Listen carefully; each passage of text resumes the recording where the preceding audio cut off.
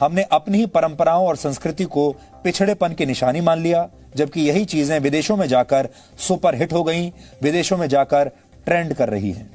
प्राचीन काल से भारत में योग जीवन का बहुत महत्वपूर्ण हिस्सा है, लेकिन भारतीयों ने इसे तब अपनाया जब योग योगा हो गया।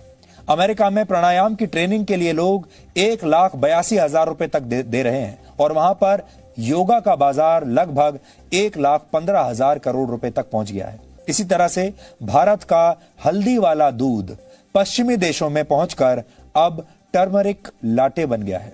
इटालियन भाषा में लाटे का मतलब होता है दूध, यानी इसका मतलब भी वही है, हल्दी वाला दूध। तो हल्दी वाला दूध जब आपको यहां भारत में बताया जाएगा तो आप उसकी कद्र नहीं समझेंगे, लेकिन जब यह कहा जाएगा कि आप टर्मरिक लाटे पी लीजिए तो आप मुंह मांगा पैसा देकर उसे खरीदेंगे।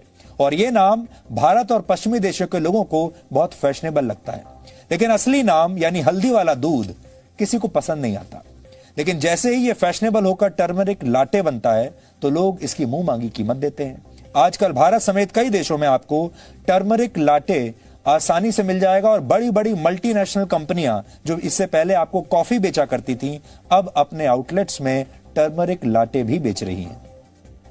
यह अमेरिका और ब्रिटेन में एक लोकप्रिय ड्रिंक बन चुका है और वर्ष 2025 तक पूरी दुनिया में हल्दी का बाजार 14,500 करोड़ रुपए से ज्यादा का होने की उम्मीद है।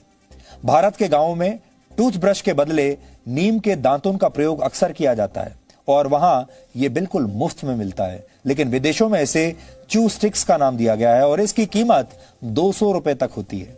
आपने अपने बुजुर्गों को अक्सर गांव में चारपाई का इस्तेमाल करते हुए जरूर देखा होगा। हमारे गांव में आज भी आपको चारपाइयां मिल जाएंगी।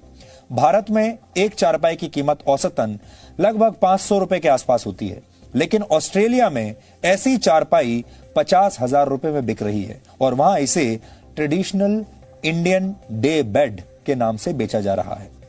हमारे देश में गौमूत्र को लेकर बहुत सारे लोगों के मन में गलत धारणाएं हैं, लोग मजाक उड़ाते हैं। पेट संबंधी बीमारियों में आयुर्वेद गौमूत्र के सेवन की सलाह देता है और कई गंभीर बीमारियों में भी यह फायदेमंद होता है।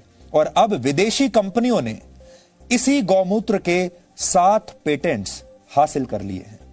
सिर्फ परंपराएं ही नहीं, पश्चिम में अब भारत की पूजा करने की पद्धति भी मशहूर होने लगी है। हमारे देश में पत्थरों की पूजा की जाती है, अब अमेरिका में इसकी नकल की गई है और वहां पर इसे ग्रेटिट्यूड रॉक का नाम दिया गया है। वहां के लोग इस पत्थर को प्रकृति से जुड़ने का एक माध्यम मान रहे हैं। डाउनलोड मौज।